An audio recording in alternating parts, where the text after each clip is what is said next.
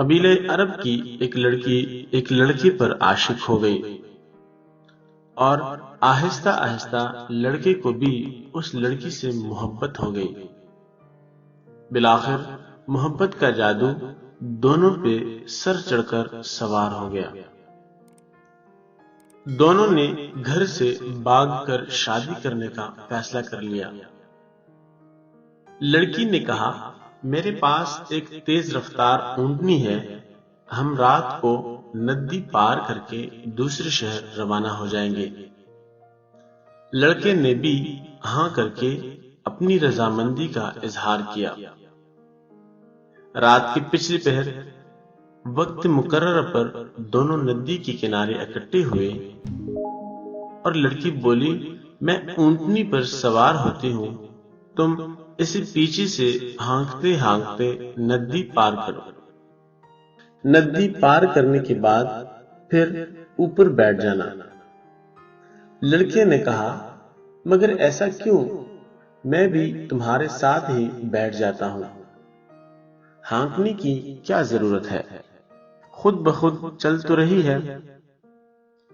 لڑکی نے کہا، اس کا باپ بھی ہمارا پالتو اونٹ تھا، اس کی عادت تھی کہ وہ بیچ ندی میں جا کر بیٹھ جاتا، پانی دیکھ کر مست ہو جاتا اور مارنے پیٹنے پر بھی ڈھیٹ بنا رہتا۔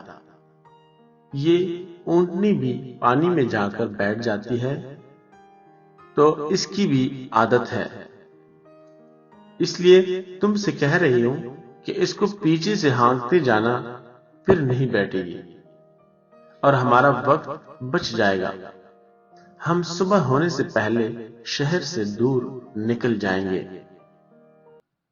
لڑکے نے کچھ دیر لڑکی کے چہرے پر نظریں گاڑے رکھے اور پھر ٹھنڈی سانس لی۔ تھوڑی دیر گہری سوچ میں گم ہو گیا، جیسے کوئی پختہ ارادہ کر چکا ہو، اور بولا، ہم بھاگ کر شادی نہیں کریں گے، مقدر ہوا تو نکاح ہو جائے گا، نہیں تو رب کی رضا، تم واپس اپنی گھر چلی جاؤ۔ لڑکی نے کہا، مگر کیوں؟ اچانک کیا ہو گیا ہے تمہیں؟ اس پر لڑکے نے کہا، اس اونٹنی کے باپ کی خصلت اس میں منتقل ہو گئی ہے، تو کیا میری خصلتیں میری بیٹی میں اور آنے والی نسل میں منتقل نہیں ہوں گی؟ آج میں تمہارے ساتھ بھاگ رہا ہوں، کل میری بیٹی کسی اور کے ساتھ بھاگ جائے گی۔ یہ کہہ کر لڑکا واپس پلٹ گیا۔ تھوڑے دنوں بعد ان کا نکاح ہو گیا۔ دوستوں، دنیا مکافات عمل ہے، جیسا کرو گے ویسا بھرو گے۔ اللہ حافظ۔